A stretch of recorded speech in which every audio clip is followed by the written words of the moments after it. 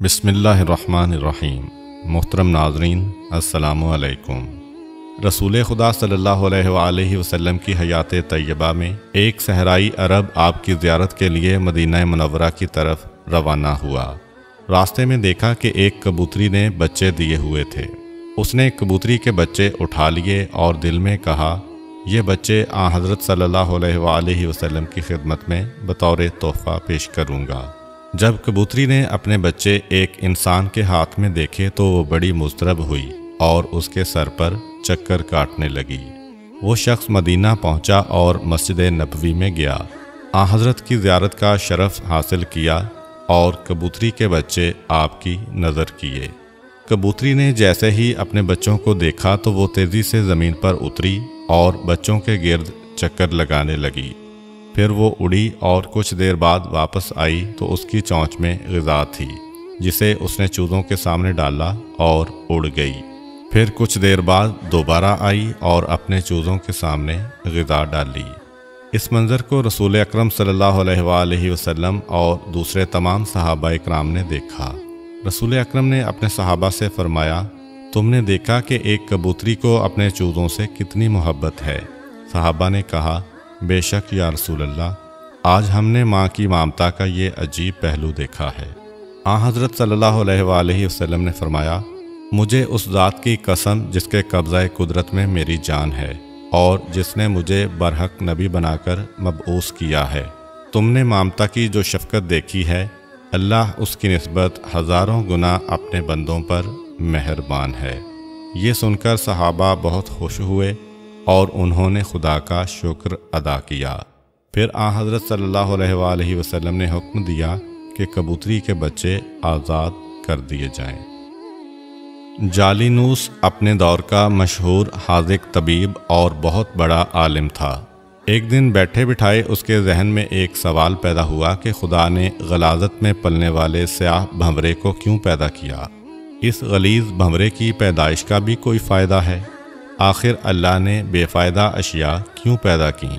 کافی عرصہ جالینوس اس وہم میں گرفتار رہا۔ پھر قدرت کی طرف سے ایسا ہوا کہ اس کی آنکھوں میں درد شروع ہوا۔ جالینوس اگرچہ خود بہت بڑا طبیب تھا، لیکن اپنی تمام تر کوشش کے باوجود اپنی آنکھ کا درد ختم نہ کر سکا۔ دوسرے اتباع نے بڑی کوشش کی، لیکن اس کی آنکھ کا درد ختم ہونے میں نہ آیا۔ ایک دن ایک بڑھیا جالینوس کے پاس آئی اور اس سے کہا کہ میرے پاس ایک پڑیا موجود ہے جو کہ آنکھوں کے لیے بڑی مفید ہے، خاص طور پر درد چشم کے لیے اکسیر ہے۔ جالینوس نے کہا، آپ مہربانی کر کے وہ دوائی میری آنکھوں میں لگائیں۔ عورت نے سلائی سے وہ دوائی اس کی آنکھوں میں لگائی۔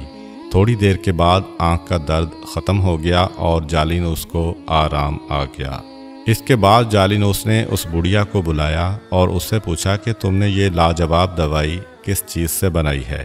عورت نے کہا، گوبر میں پائے جانے والے سیاہ بھنورے کو میں نے پکڑ کر مارا، پھر اسے دھوپ میں خشک کیا، اس کے بعد میں نے اسے کوٹا اور یہ وہی دوائی ہے جو میں نے آپ کی آنکھوں میں لگائی ہے۔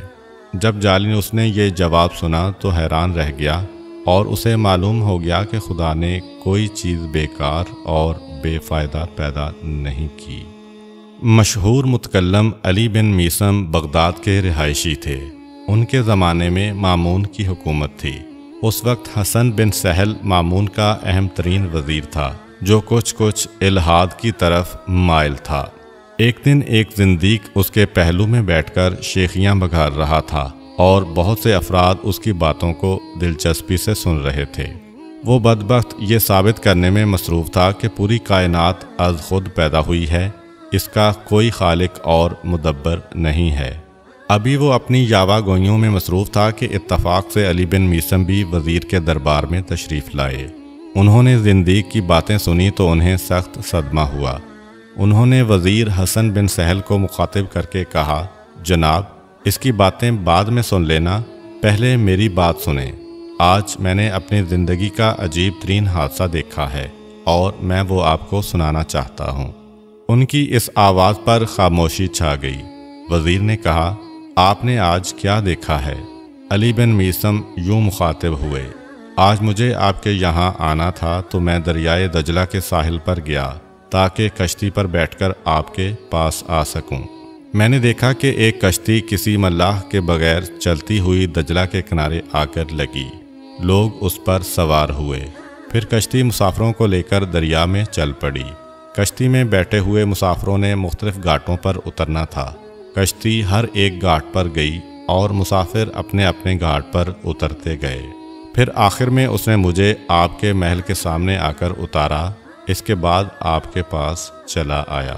زندیق نے جب یہ داستان سنی تو اس نے چیخ کر کہا، وزیر صاحب، اس شخص کی باتیں سننا وقت ضائع کرنے کے مترادف ہے۔ یہ تو مجھے احمق انسان معلوم ہوتا ہے۔ اس میں عقل و فہم کے نام کی کوئی شے نہیں ہے۔ وزیر نے کہا، آپ نے یہ کیسے فیصلہ کر لیا کہ یہ احمق ہے؟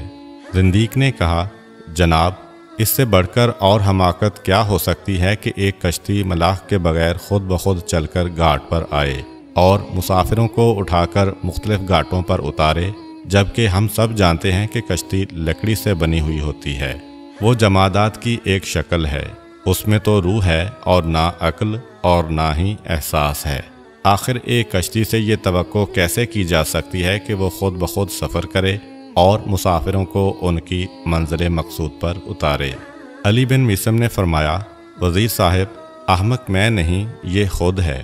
اگر ایک کشتی ملاح کے بغیر سفر نہیں کر سکتی تو خدا را مجھے بتایا جائے کہ زمین، سورج، چاند، ستارے بھی تو جمادات ہیں، ان میں بھی روح نہیں ہے۔ وہ لاکھوں سالوں سے کسی مدبر کے بغیر اپنے اپنے مدار میں کیسے گردش کر رہے ہیں، اور وہ اپنے مدار سے کیوں نہیں ہٹتے، اور وہ مسلسل لگی بندی حرکت کیوں کر رہے ہیں؟ جبکہ کشتی تو ملاح کے بغیر نہیں چل سکتی، آخر یہ کائنات کا نظام کسی محرک و مدبر کے بغیر کیسے چل سکتا ہے؟ علی بن میثم کی اس تقریر سے زندیق کے ہاتھوں کے طوطے اڑ گئے۔